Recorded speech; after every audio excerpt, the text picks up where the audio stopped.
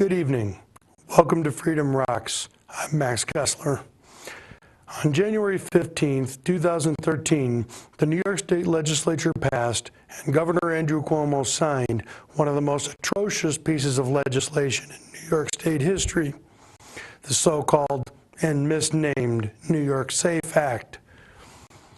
They completely violated the Second Amendment to the U.S. Constitution, which reads, quote, "A well-regulated militia being necessary to the security of a free state, the right of the people to keep and bear arms shall not be infringed."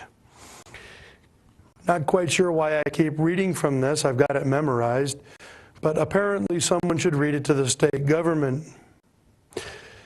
Since then, a number of pro-gun groups have held protest rallies, meetings, etc., to express their opposition to this trash. We go now to the open mic session of one such meeting. All right, we're going to go quickly so that we don't have to waste our whole afternoon here. Scope meetings, third Monday of each month. Now what we're going to try and do is this. We got people here. How many members of Scope are here? Bona fide members of Scope. Okay, so we've got 1, 2, 3, 4, 5, maybe 6 or 7 people that are not members of Scope. Okay, Scope meetings are the third Monday of each month, and they're at Jay's Diner. There's a flyer back for that. Now, what I'm going to try and do here, rather than us meeting at the library every month or every couple of weeks, is to try and blend in the meetings of the organizations that are existing, so that we bleed off our little group, grassroots group here, into these other groups, so we bolster them somewhat. Now, last week, for how many people did not attend last week? Can I see the hands did not attend? Okay, you might be interested in this. We had about 65 people. We raised $926 for the Scope Legal Defense Fund. Now, this is the best one going. I know that there's a attorney in Buffalo that is he's pro bono, meaning he's handling this for free. I hope he knows what he's getting into. Maybe he's got a lot of money. Now, the attorney in New York City is a specialist on the Second Amendment, and it's quite expensive to have him work. And we've already been told that we're going to fail at the first 2 levels. Probably, you know, local court, state Supreme Court, then you have to go to federal district court. This whole rigmarole could be overturned through the courts. But nevertheless, we were sold out by our legislature. So what we need to do is this, is we need to register to vote. I'm hoping that every single person in this room is registered to vote. If not, there are registration forms back there. Very easy to do. Fill it out, put a stamp on it, mail it in, choose the party of your choice. Is Max here? Did Max come? Did you email me about the, okay, I took care of that. I've got them up here.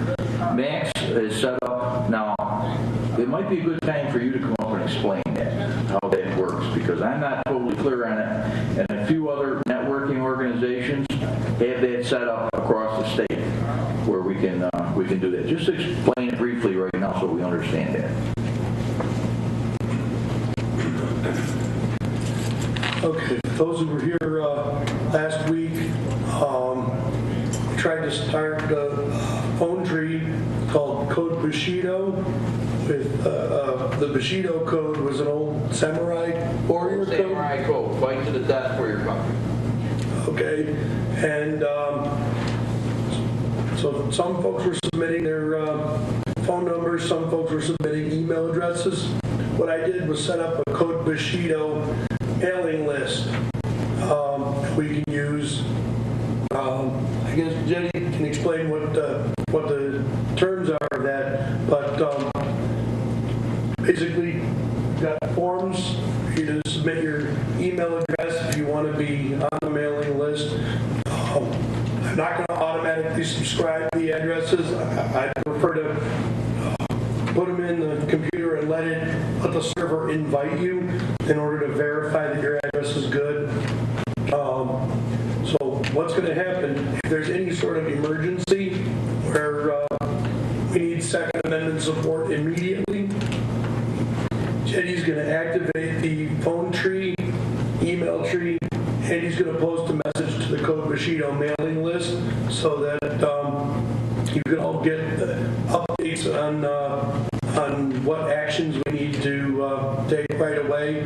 For example, if we find out at the last minute that Governor Cuomo's going to be in town, Führer Cuomo is going to be in town. He's going to pass legislation in the middle of the night again. Yeah. If we find out that someone's going to be holding an anti-gun rally or whatever, Jetty can initiate Code Bushido to let us know that we need to be there and show support for the Second Amendment immediately. So if you want to be on the mailing list, I promise I will not give out your email address. Okay, I will not give out your email address, will not sell it. It's just for this one mailing list, which will be very low volume. It's only for immediate action alerts. So if you can print legibly, that'd be great. Thank you. No, that's just email address. Do you have Code Bushido? I have Code Bushido forms here, yes. Okay, so we can add to the phone tree as well. Yep. But this is just for email addresses. Thank you. Thanks, Max. Appreciate it. This is how we organize. This is what organization is all about. When they had the meeting Tuesday night, the state came in to explain SAFE Act. We issued a Code Bushido, and we had a standing room only crowd. It was really good, and a lot of the people that attended the meeting last Saturday were there. So Code Bushido works. How many people are on the Code Bushido?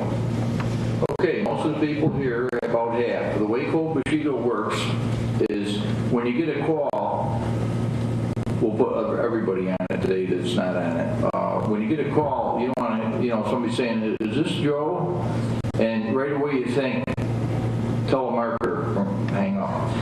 The person, when they call, they're going to say, this is a Code Bushido alert. We're going to meet someplace, library or whatever, and be there in an hour if you can. And then the way the Bushido works, it's just a code name, so that we could have called it anything. We could have called it Sam's List or Craig's List or whatever, but Code Bushido sounded cool. You will call the 5 numbers on your Code Bushido list. So everybody, theoretically speaking, that's a Code Bushido participant will get 5 phone calls telling them where they have to be. And then show up at that place within half an hour, if you can. Now, naturally, people are working, they're sick, you're in a restaurant having dinner with your wife. Not everybody can make it out. But if we could pull maybe 10% of 200 people, 20 people on a short notice, it's a good showing. Sorry to interrupt, but we now have to go to some public service announcements. Did you know high-quality versions of all episodes of Freedom Rocks are available on DVD? Each DVD contains 3 episodes for just $15. We also have specials that aren't on our CTV or YouTube. You can find links to all of our DVDs on the Freedom Rocks website, freedomrocks.cybermansoftware.com.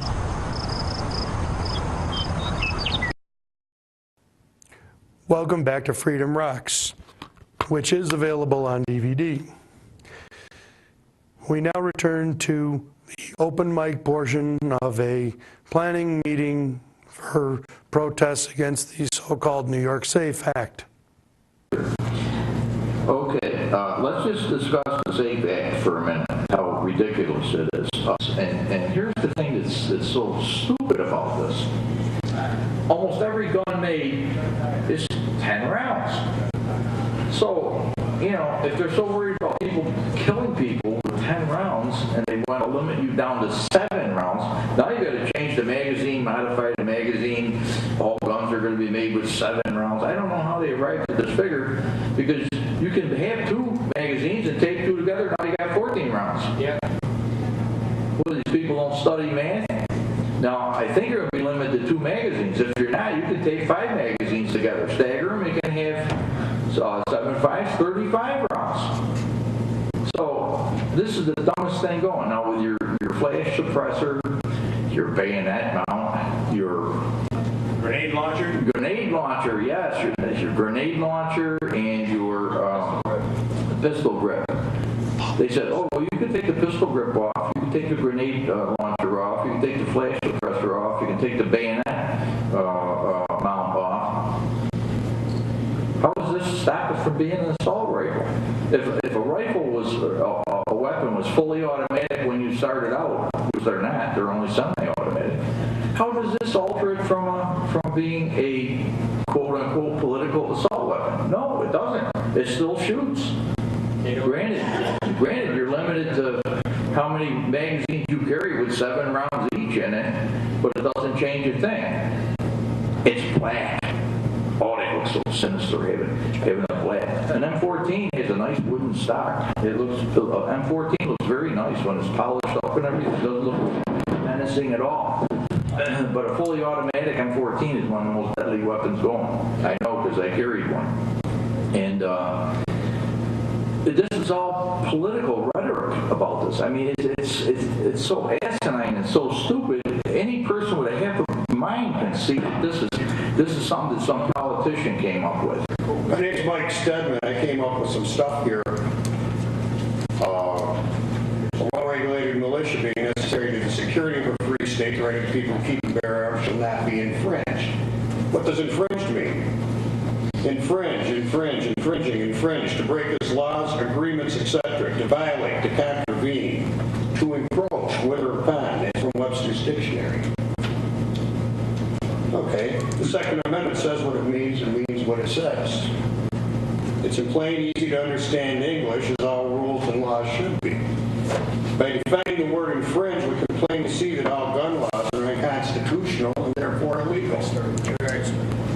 Any person or agency attempting to impose such an illegal law is a violation of the Constitution and therefore in a state of rebellion against the United States of America.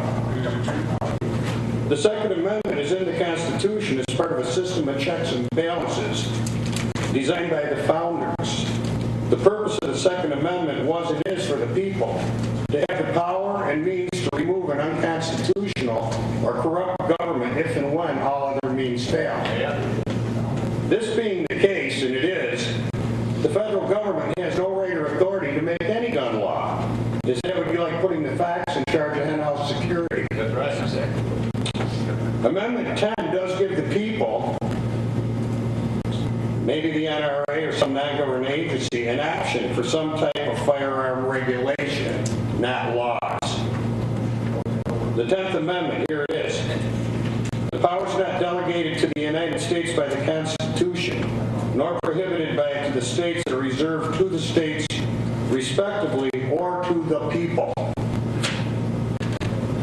We've got the 14th Amendment. Here's this, part of it, Section 1. All persons born or naturalized in the United States are subject to the jurisdiction thereof are citizens of the United States and of the states wherein they reside. No state shall make or enforce any law which shall abridge the privileges or immunities of the United States, nor shall any state deprive any person of life, liberty, or property without due process of law, nor deny to any person within its jurisdiction the equal protection of its laws. Here's the New York Safe Law.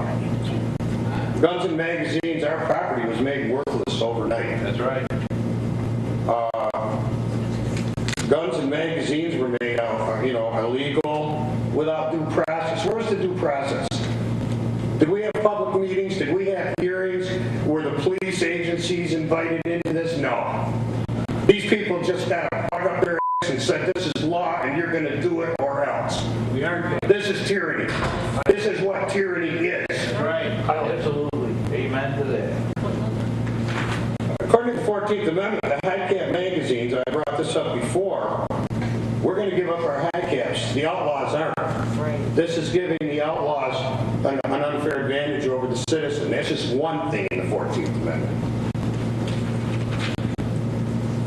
Any precedent leading to any of the gun laws that exist at any time is illegal and therefore a moot point. They're going to come up and say, well, we we have this law because of this thing. It doesn't matter. Whatever precedent they had is also illegal.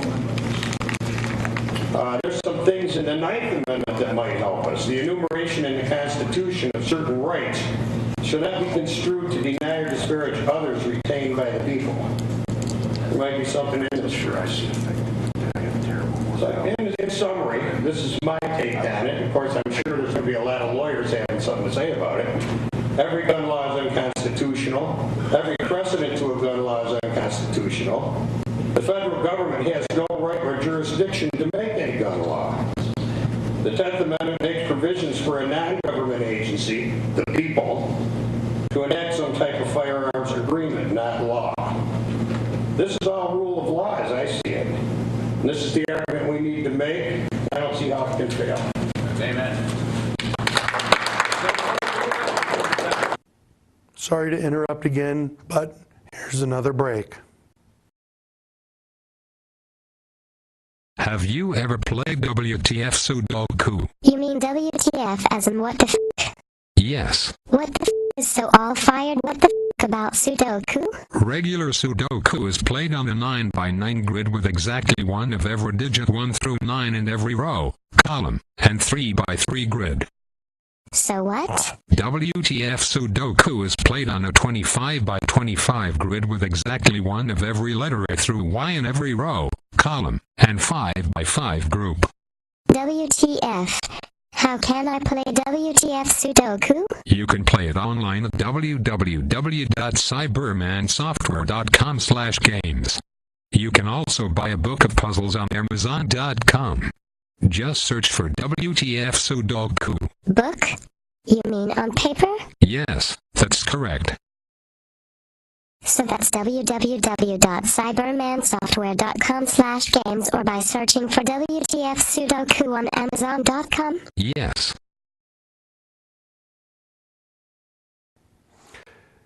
Welcome back to Freedom Rocks.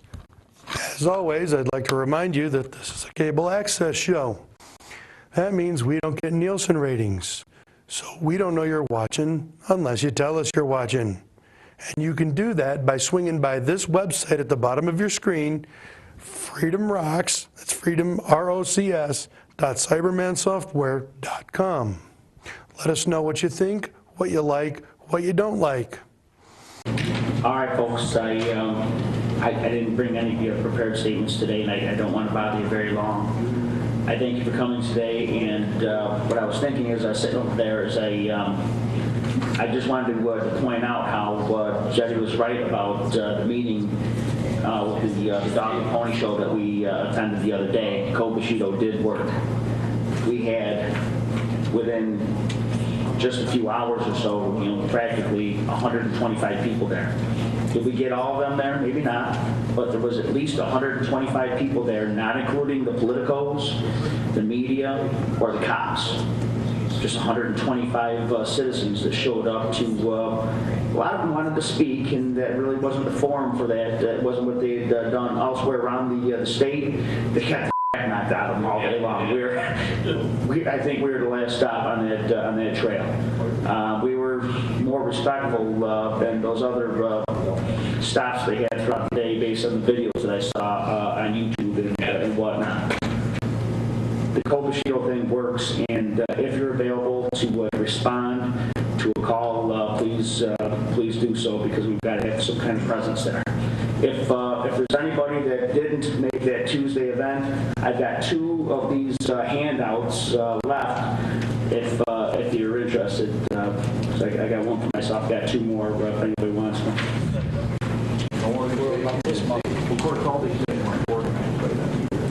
Okay, I'd like to. Now we're doing it in video.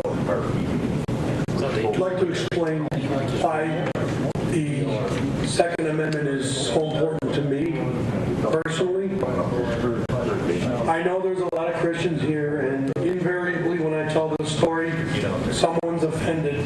So please be advised in advance, I'm not attacking Christianity. I'm an atheist. When I was in 8th grade at Monroe Middle School, I made the mistake of telling the wrong person I was an atheist. and he and a bunch of his Christian buddies kind of didn't like that. So they decided that when I left the school that day, they would beat some Christianity into me.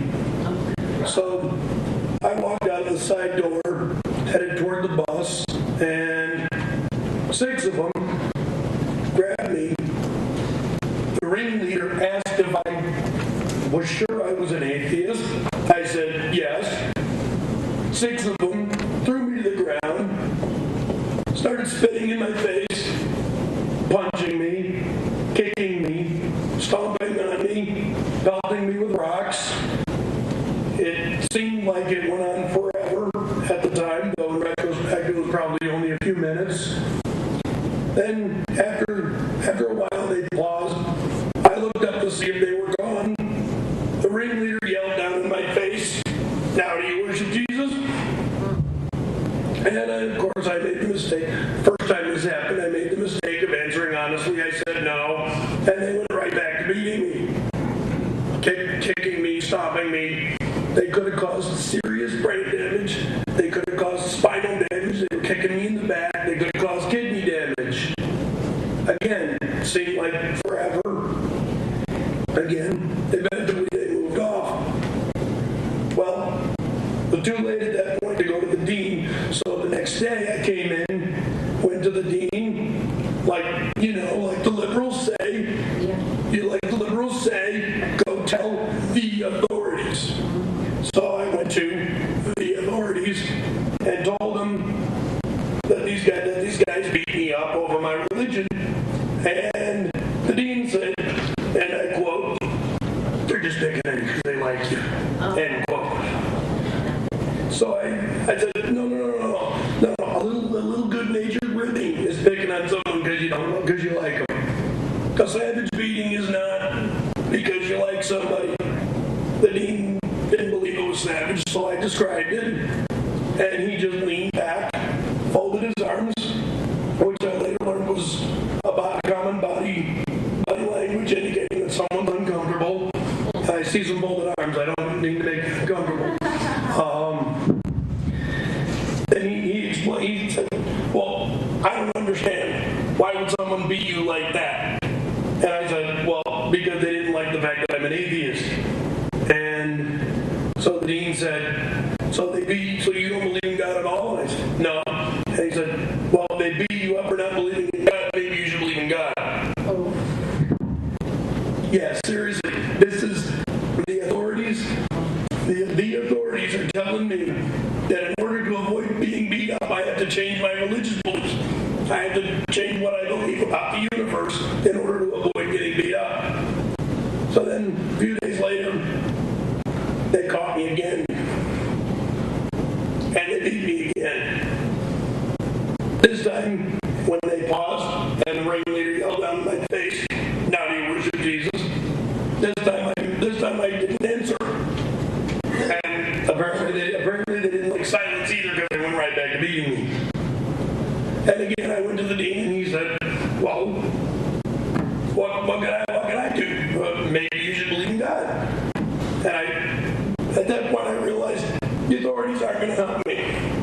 So I started picking different exits. Every day after school I would pick a different exit to leave. Eventually they caught me a third time and threw me to the ground and beat me. And I said, "Screw this, I'm not going back." And so when I took the bus to school, I would immediately walk home. Well, needless to say, my parents weren't thrilled about that. And when I told them why, they said, "Oh, you're just imagining it."